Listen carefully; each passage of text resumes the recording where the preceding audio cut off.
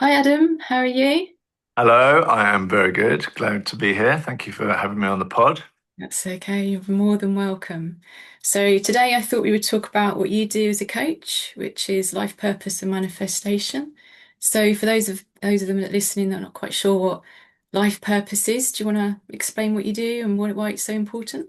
Yes. Okay. So I do a few different things. I always struggle to put a name on exactly what I do, but it's basically the overarching theme is helping people get what they want. And to get to that place, you have to first of all work through your emotions and find out what's blocking you. And few people realize that there's always a reason why you don't have what you want yet.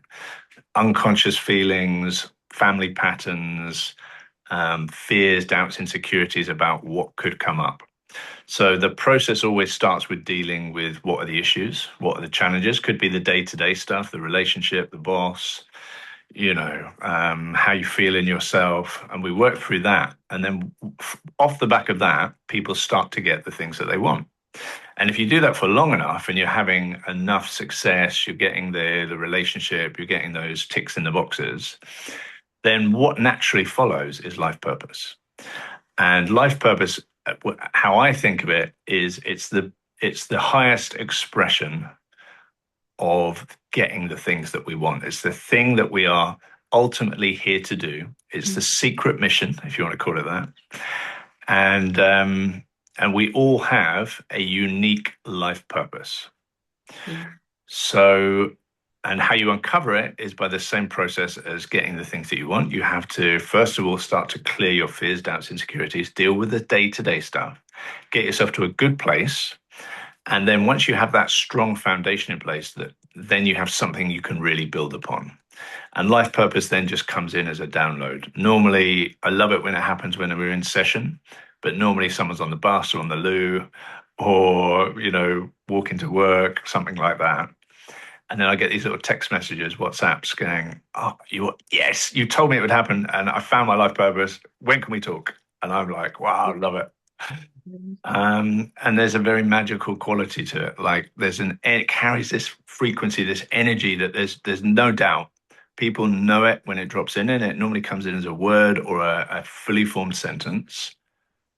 And then in some ways that's the easy bit, because then you have to go out and actually find, once you've found the life purpose, you have to go out and live it. Mm. And and I always think life purpose, I think of it as the carrot that the universe dangles in front of you. And it's that juicy, exciting future that that excites you, that tantalizes you, that is going to make you go and face the parts of you that are standing in the way, the fears, doubts, insecurities, which without a sufficient carrot, most people are just going to carry on as they are, right? Uncomfortable as it may be in the status quo, people will normally default to what they're used to.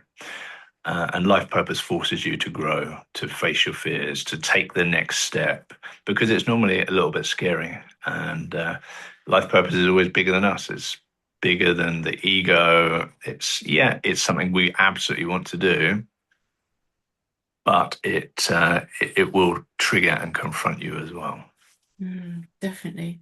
It's to me, I think it's the thing that it puts you in alignment, doesn't it? It feels right. It just feels right here. Yeah, And I there's no think, doubt, is there? yeah, exactly. Everything just feels, I don't know, it's like a calmness to it. Mhm. There's this, I mean, for me, I know that my life purpose has always been kind of like helping people, and being a life coach is absolutely perfect for that. And I just have it just makes me feel so good I get such a buzz from doing this kind of thing. And like you say, about the energy, it's not just me helping other people. They're helping me by me helping them. You kind of get that really good kind of feeling, don't you? Mhm. And I think the problem is there's a lot of, perhaps when we're growing up, there's a lot of expectations put upon us of to be a certain way or to have a certain job. And like you say, that's the beliefs that we've got to work through. It's that the things we've got to confront, are we going against what mum and dad said we should be doing or society says we should be doing, going Yeah, against the norm? And yeah, you just kind of get into that kind of Groundhog Day feeling where you're just doing the same things and you just feel that discomfort. it just doesn't feel right. Something just feels out of place. And yeah, I think, like you say, just when you hit that point where it's like, there's got to be more to life than this. This just doesn't feel right. It's got to be more than this. Yeah. Yes. And it took me a burnout and a full-on breakdown that kept me off work for 2 years before I started even thinking about those sort of questions. So helping people with it now is a great way to kind of give a little back Yeah. to hopefully stop a few people having to burn out. Although a lot of clients do come to me from that place. It's like they've only start asking the questions, what's more to life? When you get forced to sometimes, sadly, it's often the human state, but it doesn't have to be that way. The other way people often come to me regarding life purpose is they'll be at work and maybe achieved a lot already, and they keep getting more and they keep getting more, but it never fills the hole. Yeah. Yeah. No So matter what you do, you never feel satisfied. You never feel that happiness kind of thing. yeah, absolutely. There's a lot of people like that. Yeah. But again, I think maybe that's a society thing because you're kind of led to believe that if you've got the dream job, the dream car, the dream house, that's the thing that makes you happy. And, that's your success is that because you've achieved all of those things. But it doesn't mean at the end of the day that it's going to bring you what you kind of want, is it? No, totally, totally. And before I had the burnout, I owned a recruitment company, and I had the house, I had the car, I had all the trappings. And it was never enough. I would need it, in my head, I'd need to take it about 10 times bigger before it would have been enough. But I know now on the other side of it, that wouldn't have been enough either. Now, look, it doesn't mean that you lose the drive and the motivation and the ambition. I still want those nice things, and there's nothing wrong with that. But it becomes about wanting them, not needing them, Yeah. not trying to fill a hole by, oh, I've got a nice car, which most people are trying to do, whether they realize it or not. Yeah. It's looking for that external. We think, well, if we have that, that will give us that happiness. But it's not, it's got to be from in here, doesn't it? Yeah, absolutely. Yeah.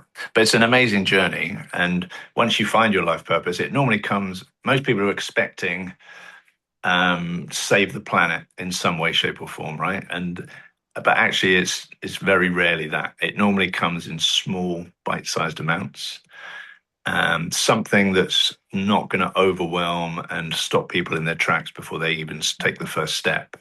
So, but it will still be a little bit scary. So I'll share with you what my initial, I call it iterations of life purpose. The first one was to stand tall and proud in my light and to spread light and love around the world. It's lovely. And yeah, I received that. It came in fully formed sentence. I was at a meditation workshop, and I was like, wow, okay, it was very clear. It felt exciting, felt good. It had that quality to it, but it also felt a bit fluffy to me, a bit like, oh, I was expecting something bigger. And what I did realize, like pretty much straight away, was that for me, that meant I needed to overcome my not inconsiderable fear of public speaking.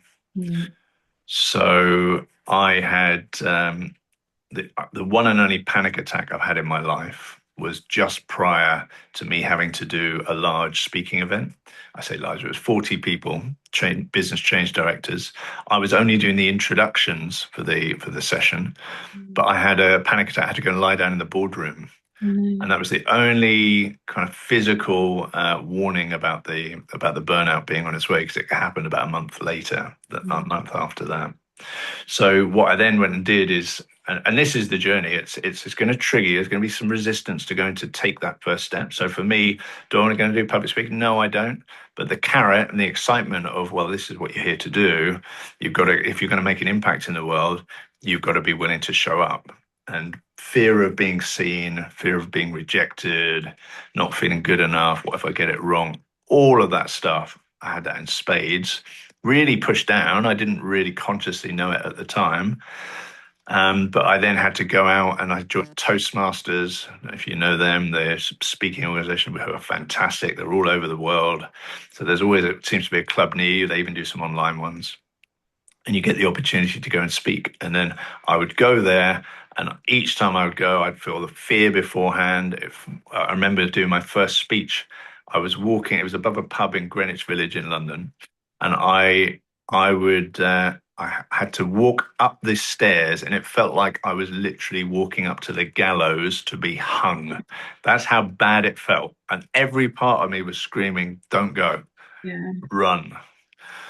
But I went, thankfully, and just sat there and I applied the process that the feel it process, and basically each time I went to Toastmasters, I did it for about 9 months. I would sit there, feel the fear. I'd spend an hour beforehand, then I'd probably have an hour after when I got out. When I'm like, oh my God, that was intense. Work through the emotions, and then each time you're gradually getting stronger and stronger and stronger until you can do the next speech, till you can go the next time.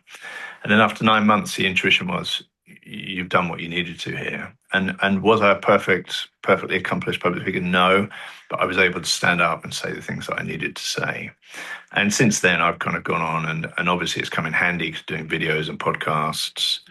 And it's also been very handy for doing like other speaking engagements. I speak quite a lot now. So, and I actually really enjoy it, especially when it's over. Yeah. But I it think, still triggers me even now. So, yeah, I think that's the thing, isn't it? I think no matter, I think even like successful people, actors, whatever, they still experience anxiety and lack of confidence and imposter syndrome. They might put on this, vision that, oh, they must be so confident because they're, Brad Pitt or whatever. But, when you read about them, they say, oh, I think it's Ryan Reynolds. He openly speaks about his anxieties. But, when you look at him in public, there is no way that you would connect him with being an anxious person. So, like you said, no matter how many times you do it, there's always going to be that a little bit of nervousness, fear, anxiety, whatever it might be beforehand that you've got to work through. And yeah. that's just natural. That's just the brain trying to keep us safe. It's like, what the hell are you doing? We might fail, everyone might laugh at us. We don't want that. So that's why it puts those blocks in. But it's just Yeah. trying, like you say, just trying to work through it. Yeah. I love talking about that when I'm up on stage about the fear because I spoke at My Body Spirit the other week and I literally spent about 4 days beforehand working through my emotions. But then when I got there and actually stood up, I was like, I feel great. I feel Yeah. great. But if I hadn't done the feel it process and worked through it all, it wouldn't have happened, or I would have been shaky. You would have heard it. Yeah. There's nothing wrong with that, but Yeah. I mean, I noticed that when I did there's a wellbeing group that I joined last year, and doing something like this, podcast, public speaking, I've not done like public speaking to, on a stage to a group yet. That's my next thing. It's something I wanted to do, like doing podcasts and stuff like that. But there was always that fear. I always felt like I was in the background growing up. I was labeled the shy kid. I just remember being told that I was a shy kid. I had no confidence. So, you're saying about the beliefs and that you have. That was my belief growing up. I was shy. I had no confidence. And it's not till I started doing the inner work that I realized, well, hold on a minute. There's loads of things I did as a kid that contradict that. Yeah. And then you kind of realize that no, this is a story that I was told that I've then become to believe as being me. wow, And when you start to then kind of like unpick it and look at stuff, you think, well, actually, you know what? Yeah. I mean, I remember, I think when I was about 4, it was my cousin's birthday, big birthday. I don't know if she was 18, 21, I can't remember. And I had this wonderful idea, God knows why, that I wanted to sing for everybody. wow. No. Now, if I was a shy and not confident child, there is no way I would have, done that. I mean, I can't remember if I sang any good, mind you. I think it was a Shawaddy Waddy song. I loved Shawaddy Waddy at the time. I don't know if you remember them. That's showing my age, going back a few years. I do sadly remember I that. loved them, and I wanted to sing the Shawaddy Waddy song, and I did. I got up. I remember it. I can picture it as clear as yesterday in my auntie's living room. I don't know how many people were there, but I know the living room was full, and I sang the Shawaddy Waddy song. So I had the confidence then to like stand up in front of people. So I kind of that's what I tune into when doing this stuff. I remember, well, hold on a minute. If I could do that when I was 4, Yeah, that was me before I was told all of these stories, before yeah. I was told anything different. But yeah, going back to, I was about to say, like the first masterclass I did with this wellbeing group, it was online, and I've done like one-to-one stuff, but I talk to the people beforehand, so I kind of know a bit about them. But this was to a group of complete strangers. I think there was about 15 ladies in the group. So it wasn't a big group. But I just thought, oh my God, what if I mess up? What if I forget what I'm going to say? What if they all think I'm stupid? All of that stuff that goes through your head. And I tried to kind of deal with it beforehand using your feel it process, which I'll talk about a bit more in a minute, because that for me was a game changer. And Right. literally about 10 minutes before I was due to go online, I felt this overwhelming anxiety. And I just thought, oh my God, I don't know if I can go ahead with this. And my immediate thought, like we all do, stuff it down. No, can't be feeling this now, can't be dealing with this now, I've got to go live in 10 minutes. And I thought, you know what, I've got to, because if I don't deal with it now, what if it pops up halfway through? And then I do forget what I'm going to say because I'm so busy thinking about, what's going to go wrong. So I sat there and I did your feel it process. I worked through it. Okay, well, what's coming up? Why am I thinking this way? What are the thoughts here? And I literally just kind of worked through it. And at the end of it, I was like, you know what, you're going to be fine. We've practiced this so much. You know, I've done the visualizations beforehand. You're trying to, imagine it going well. I thought everything's going to be fine. And it was. Yeah. Everything was absolutely fine. Yeah. But I mean, I've done a few masterclasses since then. And then I started this podcast back in April, no, March, I think it was. Um, so I'm getting my way to that standing on the stage in front of everybody. But Yeah. it always, like you say, there's always that just beforehand that, oh God, what if I mess up? What if I go Yeah. wrong? Yeah. I Just, mean, it's, you're doing so well with that. You're building the building blocks are coming, right? You're doing yeah. it. I And mean, that's the journey every coach, every life coach has to take. And most people, if you want to lead a bigger life, these are the steps, right? You want to have yeah, more success in business, the same. You've got a big part of it is being allowing yourself to be seen yeah, and letting go of that fear of yeah. messing it up, which is so endemic in mankind, I think. I think so many people suffer from it. I think the one story that you told me that I always remember is when you did a talk. I think was it in Soho where you hired this room and Yeah. nobody turned up, Oh yeah. and then you videoed afterwards that no one showed up. But I remember that because I just think it's such a powerful thing to remember because no matter the fact that no one showed, you didn't give up. You didn't just go, oh, well, that's it. I'm rubbish, useless, whatever. That's it. That's the end of my career as a life coach. You just went, okay, well, let's work through this. What's coming up for me by doing this? And yeah, you just push forward. And to me, that is so inspirational. I always think of that when I'm doing stuff like this. I always think, well, you know what? Even if no one listens to this, even if no one turns up to my masterclasses, I'm not going to let that kind of, break me. I'm just going to go, well, okay. What can I Yeah. learn from this? What can I take with me for this for next time? Totally, totally. And I kind of tried to reframe it all in my own mind, and it's that the universe will give you what you need at the right time. The universe always has your back, is my experience now. Mm, Even when something awful happens, it's like there's so much juice in there that it brings up so much emotion, not feeling good enough, feeling rejected, abandoned, I said never hopeless, never going to work out. Oh God, all of that stuff, which I've had in spades, and mm, we all have in reality, right? It's like, no, you work through that stuff and then you come out the other side. And then you're like, okay, no one came. And it's just not going to trigger you. mm, And then from that stable position, you're able to build something bigger, right? To let 100 people come, to let 1,000 people come. And I've got that video still. I'll send it to you after this. You can, if you want, you can add it into the pod. And it's brutal. I look miserable, but I'm really glad I've recorded it. I mm. put it out on socials. And do you know what? The next time someone saw it, who was a friend of my dad's, actually saw the video, and I didn't really realize it at the time, but she obviously felt compassion for me, and she brought her whole company to my next event, and there was about 30 people turned up, and I was like, "What has happened?" But in my vision is showing that video at the end of a 1,000-person workshop. Yeah. Or 10,000 person workshop just to inspire, because I was similarly, as you described being inspired by that story, I was inspired going to a Tony Robbins workshop. and it was his chief trainer at the time, a guy called Joseph McClendon III. Mm. And he told this story at the end. He's like a larger than life character. I mean, this guy is like a dynamo. And he told this story at the end that he, for years, like I think maybe a decade, he was a dental assistant. Yeah. And he was too scared to ask for a pay rise. And he found finally plucked up the courage. Took him 2 years to ask for a pay rise. And the dentist, who was his boss, said no. And he stayed for another 3 or 4 years before he finally found the courage to resign and go and do something different and go get on his path.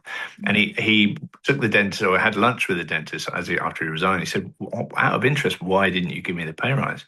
He said, "Because I knew you wouldn't leave." Mm. And I was like, wow, that's something, right? And then obviously it was perfect for him because, like, and that story, like the inspiration of that story to come from that place of weakness to being this larger than life character on stage, changing the lives of millions. I just think, wow. So we've got to keep sharing the weaknesses. It makes you more, also more relatable, right? So, It makes me human. And I think, like you say, it is that inspiration because um, you can show people where they are that it's possible to get to where they want to be. Because I mean, 10 years ago, there's no way I could have done anything like this. I mean, I do Facebook Lives now. I was somebody who, if there was a Zoom meeting, I'd be like, oh, do I have to have my camera on? Really don't I want my camera on. I remember all of this. I remember you're doing like it's light and day where you're at now. Yeah, exactly. Well, yeah, because I mean, that's what, a couple of years ago when I joined your group coaching session. So, I mean, you've probably noticed more than I do, perhaps, the changes. Mm. Mm. Oh, the fact you're doing this is incredible. The fact you did that, I remember you talking about maybe you're talking about wanting to run a workshop Yeah. and then about doing a presentation and training on some of the information and you've done all those things now. But back in the day, it was like, oh yeah, I think I'm building up to it. You know. Did I do it? I'm not sure. Yeah. This was for people like Adam, not for people like me. Ah. That's how it feels, you know. That's the stories that you kind of tell yourself, isn't it? This is for Yeah, someone else. This isn't something I can do. totally. I mean, I just gradually did this. I mean, I used to get ready to do like videos and stuff. I would just record myself, just pretending I was given a coaching session and just start, just do like little videos, recording myself. Cool. And then like play it back and then you'd be like, oh my God, is that what I look like on camera? You do all that critical judgment kind of thing. And then I just kept doing it. I thought, no, keep doing it until I could watch it then back and just think, you know what, take it or leave it. This is me. That's Yeah. and I think like you say, it's just doing that gradual kind of process. But I mean, going back to what you're saying about the feel it process, that for me, when I did your group workshop thing, that was the game changer. Because I started my personal growth journey, what, about 10 years ago, just over 10 years ago. Um, and as you may remember, when I spoke about it at the time, I'd come out of a quite controlling marriage, confidence zero, self-esteem zero, anxiety sky high. Doing stuff like this, like I said, absolutely no way it was possible. I mean, I didn't even want to look at myself in the mirror, let alone do camera stuff. But I hit that point. It wasn't like the burnout that you had, but for me, it was like an emotional burnout in the sense that I just thought, I can't live my life like this. I had I couldn't even walk into like Costa and order a coffee. That's how low my confidence was. Wow. I couldn't even fill my car with petrol because the relationship I was in, I hadn't been allowed to do that for the 20 something years I was married. I Wow. mean, I thought I had to give my car up. When I got divorced, I thought, well, I'm going to have to give my car up now because I can't fill it with petrol. Seems stupid now, but this stuff that was going through my head. So Wow. that's where I was. I was at that place where literally I could have probably just hidden in a cave and that would have been it for the rest of my days. But I didn't want that. Yeah. I didn't, I wanted to be the person that I knew I could be. So it has been a real journey. And I did counseling, I did hypnotherapy, but I still didn't quite feel, I don't know, I just didn't quite feel, I don't know, there was something missing. And I mean, counseling helps you kind of understand why these things happen. Hypnotherapy helps you kind of like, reprogram some of that subconscious, reframe some of the things. But it was when I did your group and the feel it process that you had, that was the game changer. Because none of those other things had actually said to me, process the emotions that you've had to deal with. I was storing them all. That anger, that resentment, that pain, that shame, whatever it was just stuck. And it was doing that process, that feel it process, that to me was the absolute game changer because for the first time in goodness how many years, I could sit there and when stuff came up, instead of like pushing it down like we so easily want to do, I just sat with it, sat in that discomfort. What was coming up? What were the thoughts that this was telling me? And I would work through it. And I would like go back, like I said, like going back to when I was like 4. Okay, where have these stories come from? Where is this originated from? How can I reframe this? What's another story that this could be? And yeah, like I said, for me, that was the thing. That was like the last piece of the puzzle. That's how I always refer to it. It was that last piece of the jigsaw. I'm getting emotional just thinking about it. Um, But yeah, that to me was the absolute, it was kind of like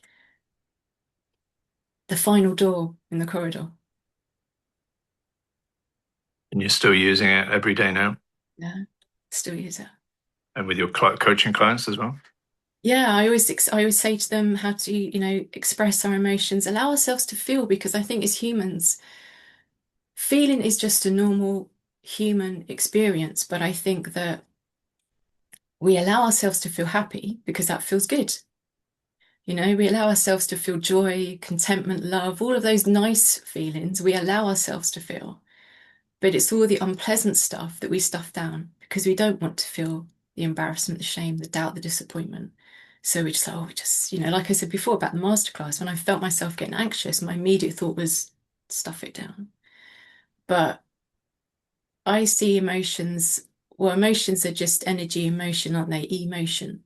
So they're just waves that we're riding, you know? We might wake up in the morning and feel really happy. By lunchtime, we might feel the complete opposite because it's a different wave that we're now on.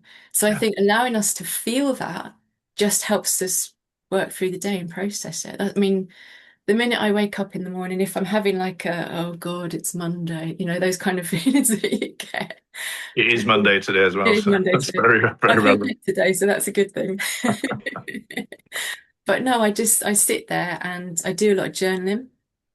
So I get a piece of paper and I write, okay, I feel, and whatever comes up, I just work through it. I just, yeah, process it. I cannot express how much of a game changer that has been for me. Yeah, Allowing myself, someone just saying, you know what, it's okay to feel that way. Allow yourself to feel that way. Because no one yeah. had ever told me that before. I Mm, understood all of this stuff from the counseling, reprogramming it from the hypnotherapy, like I said, but no one actually said to me, it's okay if you want to feel this. Just bring it up. yeah, it's the best thing you could possibly do. But look, we've been programmed the other way, right? Stiff upper lip, Yeah, like definitely. be a man, act your age, just get over it. It's like, Yeah. no, we've got to go the other way by leaning into it, even if it's just you sitting by yourself in a dark a room somewhere, without melting down in front of everyone else. You feel through it, change it, and if you want to be happier, you don't just ignore the parts that aren't happy. That's Yes. kind of short term thing. You don't Yeah. go. You could buy a car, but that's also a sugar pill, right? Yeah. It's face the parts of you that don't feel happy. Yeah. As the Buddhists say, lean into them. Yeah. And what we're talking about here, the feeler process, is basically actively feeling how you really feel. That's Yeah. it. Simple Yeah. as that. If I had to summarize it, I mean, I could teach it to you over 3 days, but that's it in a nutshell, right? Lean into how you're feeling. Yeah. Identify the emotion and feel it until it dissipates, and eventually it will go completely. And it usually only takes 5 or 10 minutes, Yeah. sometimes Yeah. longer. But Yeah. No. Because I think that when you don't, that's when you're giving it power. When you're pushing it to one side, you're giving it that power of you because it still has that hold. yeah, It can oh, put back up somewhere else along the line. always comes back up. Mm. And it comes up for a reason because it wants to give you the chance to heal it. Yeah. The problem is the universe, or call it what you want, will keep hitting you over the head with the same pattern, come up every now and again, every now and again. It'll get worse. Like with a partner, oh, that really like they're doing this thing, it really annoys me, and it keeps getting worse. Or a new partner comes in, the same thing, the same thing, the same thing, and it's like, why do I keep attracting these partners? It's like, well, because you haven't dealt with your stuff. Simple. Once you deal with it, the pattern changes. You love yourself enough. You find you create boundaries. You would never allow that to happen. Mm. So then someone might come in to test you, but then the right person will come in who wouldn't do that. Yeah, Is the exactly. beauty of it. Yeah. But it's having that awareness, isn't it? Because like you said at the beginning, we just go through life not really understanding the stories that we're telling ourselves. I mean, it wasn't until I did this work that I realized that this being shy, not confident was a story I was telling, a label that I'd been given and just lived up to. And that's the thing, we just get so just carry on just thinking that this is who we are, this is life, this is the way it is. But it's not until we hit those roadblocks, whether it's a burnout or end a relationship, whatever it might be, where we suddenly stop and go, well, hold on a minute. Is this really all there is? Is there something else that there could be? And what Yeah. does that look like? And how can I then go about achieving it? Hmm. Hmm. You touched on a interesting point earlier with regard to pushing the emotions down, that they're going to come up or play out in some way in your lives, and they really do. And if you for those into manifestation or the law of attraction, if deep down you don't feel good enough or you're anxious about having the things that you say you want, the chances are you're not going to ever get those things, because that fear, that not feeling good enough, even if it's pushed down so much that you don't even realize it, it's going to be in the way. It's the block that stands between you and the place you want to get to, between A and B. Mhm. So it's a huge one in terms of all of our lives. And if you think about it, the state of the world is largely how it is because of repressed emotions. Yeah, You yeah. look at authority figures all around the world who probably haven't done the work, including spiritual leaders for a large degree, including most of the spiritual teachers that we see on TV and we read their books. A lot of them haven't actually really done the work. That's the mind-boggling thing about it. But that age of the guru has long been said that age is done now. So this tools like this empower you as an individual to work through your own stuff. Mm, You don't need a priest to stand between you and God if you can sit and meditate and connect in and have the conversations internally, which you can. If you've never tried it, try it. It works. yeah. And then you get your own guidance, and then you can work through your issues, clear whatever's blocking you from having the life and the heaven on earth that you would like to create, because it's available to you in this life. No matter what you've been through, no matter what you've done, you can do the work and come out the other side. Mm, definitely. Yeah, yeah. But like you say, it's the stories that hold you back. Because even if you know you want something, if your subconscious is telling you the opposite, it's like I always say this with like positive affirmations. Positive affirmations are good. I don't dispute them because I've used them myself, but you can tell yourself 100 times a day that you're confident. But if your subconscious is going, I don't think you are, then it's not going to work. It's not going to change your belief. I thought for years what a waste of time these affirmations are. And that they are if you're not also doing the inner Mm. work. Yes. If you happen to be aligned to I'm wealthy, great. Then but most people aren't, because they've got poverty consciousness or fears about having money and etc. So you've got to do both. And then when you come into alignment, then it will just come in super easy, Yeah. which Yeah. is amazing. I love affirmations now. I use them and they are powerful and they do work, but only if you're aligning it to it at the same Yeah. time. You've got to do the inner work at the same time. Yeah. Got to do the whole shebang. Absolutely. Yeah. So I noticed that when I was like last year or year before, like when I was doing my lottery ticket and I was choosing my numbers and I was thinking, oh my God, 10 million, that's a lot of money. Could I handle that amount? And I thought immediately when I was doing, I was thinking, those are my blocks. That's why I'm not winning. Exactly right. Exactly. Yeah. It's funny. And if you're wondering what your own blocks are to getting the things you want, for anyone watching this, the universe is going to bring you the blocks through the lottery ticket or through someone showing up and pressing your buttons. Is going to show you. And then that's why doing the coaching work or working on yourself using the feel it process is just about dealing with what's coming up for you at that present time. There's no magical mystery kind of we've got to work on this area or find this. It's like no, just it will come to you. You just keep clearing as you go and just be patient. And it might all change for you in one session or in a few days or a few weeks, but it also might take years. Yeah. And that's okay. And part of the journey is about getting used to the idea of being patient, I guess, and just trusting that it's all unfolding perfectly. Yeah. I mean, I remember in 2015 being so frustrated that the thing that I was working towards and wanted and was trying to manifest hadn't happened. Like I remember clearing it, spending like weeks, and it's like, oh, this is so annoying, so annoying. And look, that specific thing still hasn't come into my life. It's coming, but it still hasn't come. But now I look back and I'm like, my God, I'm glad it didn't come because I was nowhere near ready, and that obviously that's why it didn't come. It's like I didn't have the foundation. I couldn't. I don't know how I would have dealt with it or what would have happened, but I don't think I'd have done that well. So Yeah. you always get looked after, even when you're like frustrated and pissed off that it hasn't come yet. You know. Yeah. No, I can relate to that as well. When I look back and think about certain events, and I just think, like you say, you think, oh, at the time you so much wanted something to be a certain way, and then like now you can look back and think, yeah, I wouldn't have been able to have handled that. So, and another thing that I look at is when things don't quite work out the way that you want, is rejection is redirection or protection. Ah, nice. So, like that relationship that didn't work at the time, you were like you wanted it to, but then when you look back, you think, oh my God, I'm so glad that it didn't. Yeah. That kind of thing that you can at the time not see it, but when further down the line you can look back and think, yeah, that happened for a reason. Yeah. There's something I always say about relationship because everyone says that, oh, it didn't work out. I'm like, no, it Yeah. did. It worked out perfectly. It worked out exactly the way it was meant to because it showed you what you don't want, or it showed you that you shouldn't tolerate those behaviors, or it helped you to step up and put in a boundary, even if it just helped you realize, God, I don't want that again, Yeah. and choose differently next time. Yeah. It's Yeah. always perfect. Yeah. I was going to go back to something you said before when you was talking about your event that didn't work out, Mm. when I turned up.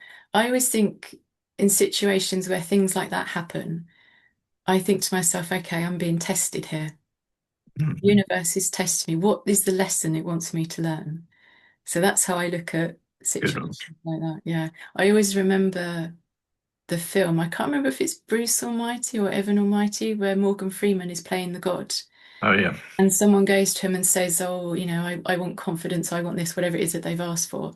And he says, well, if you want confidence, do you think that God's just going to give you confidence? You're going to wake up tomorrow and have it?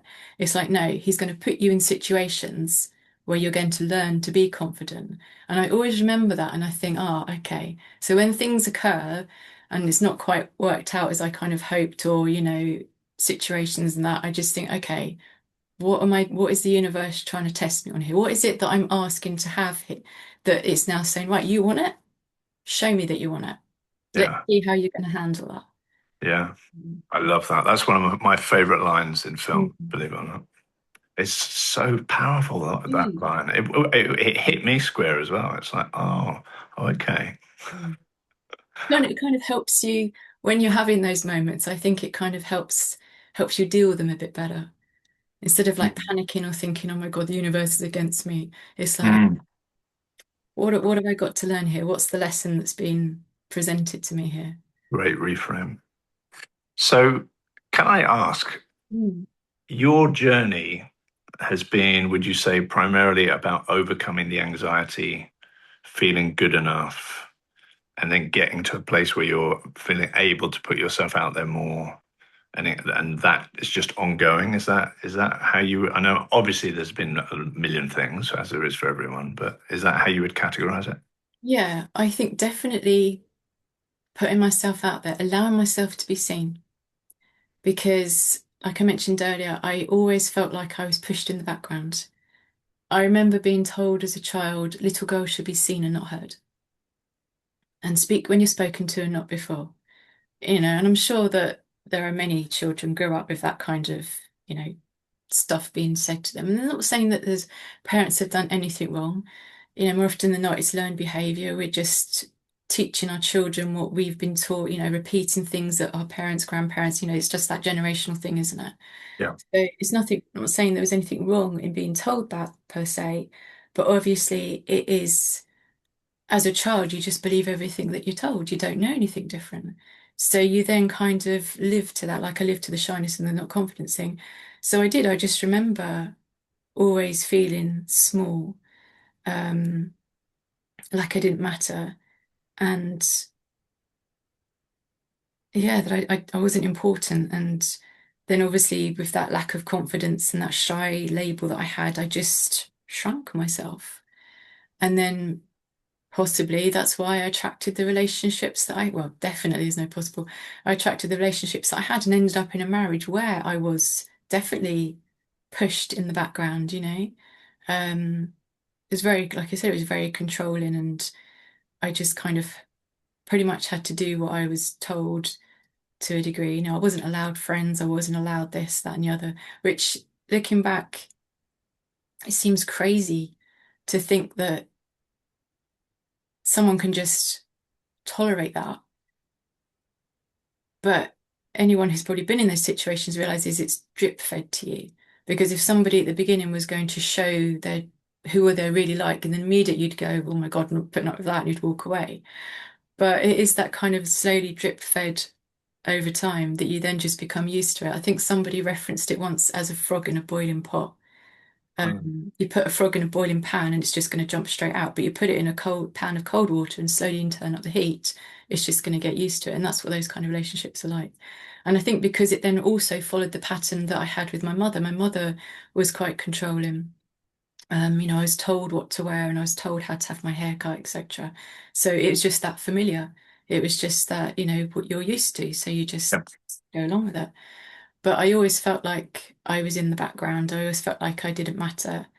Um, so yeah, when I then got divorced and all of a sudden it was just me and there wasn't anyone to kind of fill up my car or tell me what to do or that, it was like, oh God, what do I do now?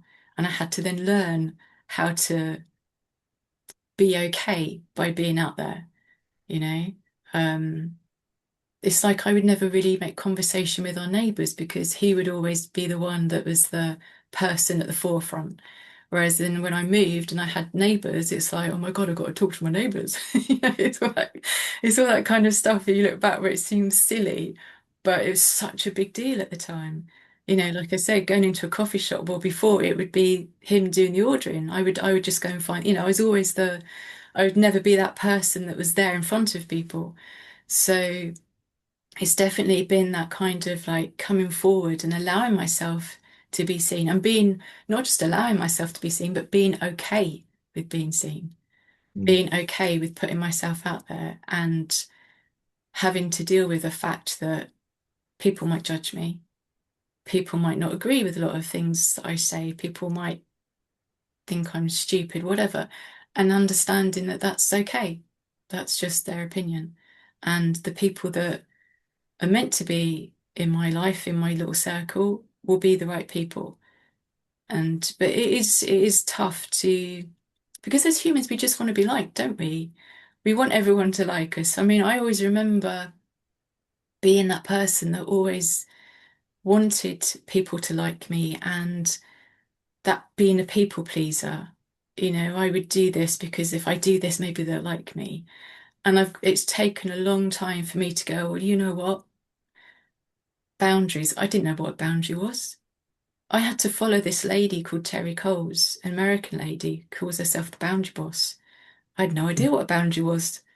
And then it wasn't until I started following her and it's like, oh, right, okay. Now I see where I've been going wrong all these years. Wow, what a story that Yeah. is. My God. And being such a people pleaser and now being able to go, you know what? It's okay for me to say no. It's okay for me to tell somebody that I'm not happy with how they're treating me. It's okay for me to say, you know what, I'm not going to help you with this. I'd love to, but I've got so much on at the moment. Whereas before I would just say, yeah, yeah, yeah, I'll help you and take on so much and be so overwhelmed. yeah, it's taken a long time for me to not just put myself forward, but being okay with just kind of protecting myself too. So it's been an incredible journey.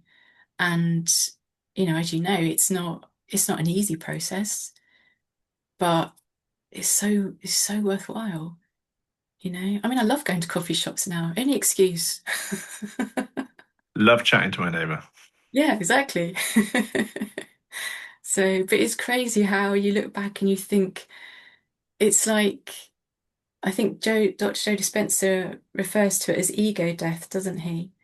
Mm. Where you have to let go of these versions of yourself, this kind of, that everything's got to be a certain way or whatever. But I look back and it does feel like that's a different life, a different me. Who is this person now that I'm here before me today? Would not Yeah, recognize her 10 years ago. crazy, right? And where Yeah, will you be in in 10 years' yeah, time? I yeah. mean, the sky's the Joining at the limit. Body Festival doing talks. There you go. Yeah, why not? You totally could be, 100%. Yeah, So, so, as you know, the next piece comes up. You clear a piece. You've got to this great place you're at now. The next piece comes up. Let's say you've got going to go and do your first talk. How do you then deal with that emotion? Is that then where the feel it process comes in, a bit of journaling, or how do you, what, definitely. Definitely the feeling process, definitely journaling. Um, what I tend to do when stuff like that comes up is I used to write this stuff. I mean, I have a journal and I used to write these things in a journal, but I would have a really bad, I don't know if it's a bad habit, but I would have a tendency to look back and I would like read, say, like what happened the year before and read like an identical day to what I'd just written or an identical feeling to and I would think, oh my God, this isn't working, I'm not doing things right or whatever that was coming up. And then I thought, no, it's not that. It's just that I've got to understand that this stuff will always come up. There's always going to be things like you say, no matter how many times you've stood up on stage, there's always going to be that imposter syndrome always going to crop up because these stories that we've had, I mean, that one for me, the confidence and shyness, that's been there since I was a kid. So of course it's going to rear its ugly head every now and then. This stuff isn't just going to disappear overnight. It's still in my memory, in my subconscious. But yeah, I just so what I do now is I get a scrap piece of paper and I literally just write, I feel, and whatever comes up, I would just write it down. I feel this. These are the thoughts that are coming up. I'm not good enough. I'm not worthy. I'm not deserving of success. Whatever it is that's coming up, I would literally just write it out, write it out, write it out until I can write no more. And I mean, it's not my best writing. Sometimes by the end of it, it looks like a 3-year-old has written it. But it's not about presenting a piece of artwork or anything. It's just about getting myself out of here and working through whatever's coming up to try and deal with it, try and process those emotions so that yeah, I'm not stuffing it down. yeah, Um, yeah, and then I would just get my journal and then I'll just go, right, okay, that's what I was feeling. How am I going to reframe this? What's the opposite to that? Because that's not 100% true. I know it's not because I've got the evidence now to prove it's not. So, mm, and then I do perhaps a visualization. So I will write as if, like I did with my master classes I was doing, I would write something as if the day had already happened. So I did my masterclass this evening. It was on self-confidence and self-esteem. It went absolutely wonderful. I was so confident. So I write it as if it's already occurred. love it. And then it's putting that kind of image into my brain that, yeah, everything's fine. Because the brain, as you probably know, in situations, it's always looking for evidence of how it knows how to respond or react. Because it primary function is to keep us safe. So, okay, let's look back to past data. What have we got there? And if it's Mm. got no evidence because you've never done things before, that's when we get that panic. It's like, oh my God, I don't know how we're going to protect us in this situation. Whereas just doing something like a visualization exercise where you're kind of imprinting that idea that it's already happened, the brain's gone, oh yeah, I think we've got this kind of vague memory of doing this before. And it kind of gives you that belief that you can do it. I mean, that for me, it works for me. I like that. I've never heard it expressed quite like that. I love it. Really powerful. Mm. And are you with your coaching clients? Are you using the same tools to help them? Obviously, you've got a whole load of tools, but the Yeah. journaling and the feel it process, and how do they respond to that? Some of them don't like writing. So I've said, okay, well, if you don't like writing, just do it as a voice note. Because Uh, the main thing is just to get us out of here, because we get so stuck up here, don't we? We go yeah. spiraling thoughts, and the problem is that once we're stuck in a spiral of thoughts, we can't use logic to kind of analyze them because we're just stuck in that, what if this happens, or all those what ifs and stuff. So I say, okay, if you, I mean, like I said, it doesn't have to be neat writing, it can be scrawl. I didn't even spell words properly. I'll put BK for because it doesn't matter because it is literally just about getting out your head, processing it, trying to understand what's behind it all. Because the feeling might be, or the thought might be, I'm useless. I can't do this. This isn't right for me, whatever it might be. But when you start to unpick it and you start to kind of like really go, through the detail and whatever's coming up, sometimes even just writing it out, you're thinking, why am I so worried about this? Why is this bothering me so much? Or you can relate it back. Oh yeah, hold on a minute. That reminds me of, well, that was then, I dealt with that. So it is just getting ourselves out of here and just trying to understand what it is behind it because there's always a reason. There's always something there. Like you said before, it's either an old belief, a story, our brain just trying to protect us because it doesn't want to feel shame. What happens if we turn up to our meeting, our talk, and no one's there? It's like our brain doesn't want to us to experience that. But yeah, like I said, I'll go back to that feeling processing. It's for me, absolute game changer. Yeah, just working through it. What's it coming up? What's coming up here? And yeah, just having that understanding that it's not necessarily a bad thing. Because I think that's also, there's a lot of people say negative emotions and, listing like anger, disappointment, shame as a negative emotion. And I think, well, is it? Mm, Because an emotion is just an emotion. There's mm. good and bad ones, pleasant, unpleasant, but just Yeah, because it's anger, sadness, disappointment, it doesn't yeah, mean there's anything wrong with it. yeah. Another one of my You just, another fellow coach. He doesn't ever use that word negative, mm, and I quite like that. But just most people won't understand them as negative, right? So it's mm, kind of easier. But yeah, yeah. there's truth in that. Yeah. Because I think when you people see it as bad, and that's when they think, well, I can't feel that. I can't feel that because it's bad. And it's like, well, no, it's not. It's just a feeling. It's not defining you. It's just that wave that you're feeling in that moment in time. Ride Yeah. that wave, feel that, and you'll get through the other side. I get asked this a lot with people who are into manifestation is, but if I start focusing on my negative emotions and I'm just going to attract more of those to me, I'm like, no. Like, yes, if you dwell in it and you stay in that negative state for the next 3 months, absolutely you're going to attract more and more of it. But if you deal with it now, it'll be gone in 20 minutes and then you won't be carrying that energy. That's that same frequency, be done. So then you Exactly. can attract something even better. Yeah, yeah. Well, that's the thing as humans because we're not going to have a life where um there was a Shaolin monk I saw a podcast of once, and I think he was with Stephen Bartlett, and Stephen Bartlett said, "Are you happy all the time?" And he said, "No, I'm not." He said, "I'm not happy all the time." He said, "I'm human.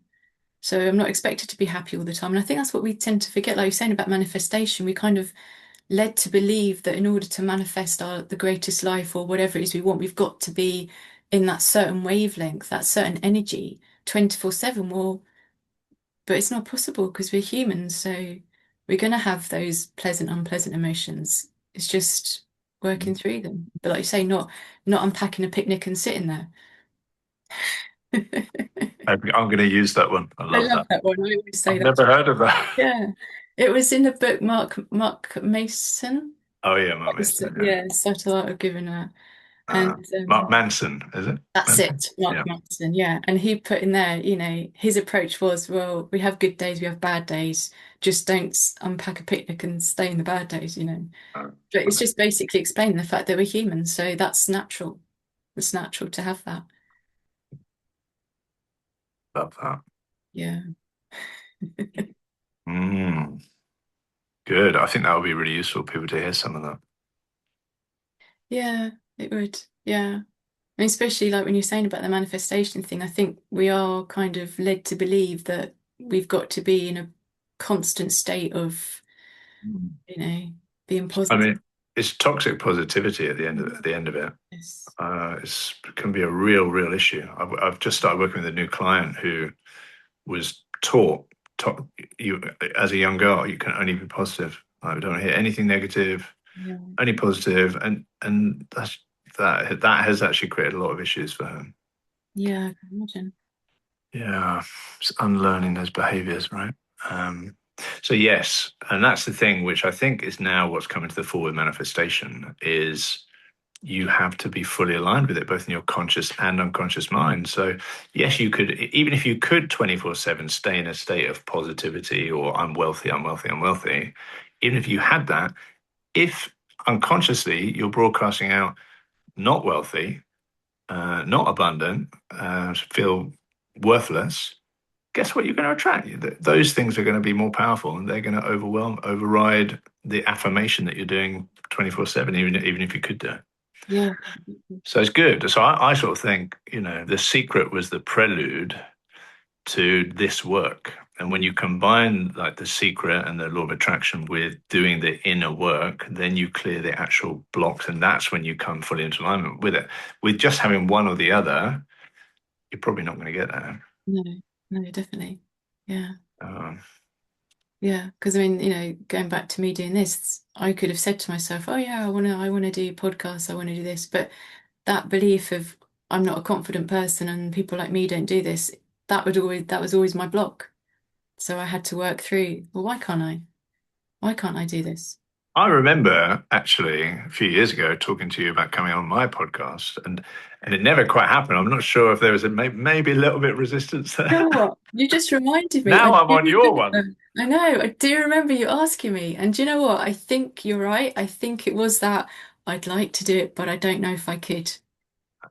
I'm pretty sure now you've said it that you just reminded me. Yeah. And I think at the time, yeah, I would have loved to have done it, but I just thought being on camera, don't know if I can. Now I'm on your You're one. online. How crazy is that? Crazy. Just shows you, right? Yeah. But I could only have done this through working through all of that Yeah, resistance, yeah, feel yeah. using that feeling process. That is why this ties in so well with life purpose, because you're here to do something bigger than you, how you feel you are right now. So if you can't clear the blocks, you probably never would have done the podcast. You probably Yeah, never would go out and step up on that up onto stage. It's yeah, each step of the way can be uncomfortable, yeah, but definitely. because it's also so exciting, we keep going. Right? Yeah, yeah. I think it's because you've built up that evidence that, well, I've done this. I know that this is going to be okay. I Mm, know that this is just that extra. It's like onions, isn't it? They say got layers. yeah, It's just that extra layer. yeah. Just the next bit. Yeah, yeah. Good. Brilliant. Well, I think we've gone over quite a bit today. Yeah, we have. We Yeah. have. Yeah. So, worth saying, I am in the process of finishing my book about life purpose imaginatively called How to Find Your Life Purpose. Brilliant. At least I think that's going to be the title. And I've put a load of case studies in there as well, which I think people find really interesting. So yeah, so that's coming out in the next few months. We now in end of June 2026. So yeah, it'll be out probably in the next 2 to 3 months, worst case. Yeah. How And can people get hold of that? How can they? okay, so you can follow me on socials, or my website is adamtallamy.com, ADAMTALLAM for mother Y.com.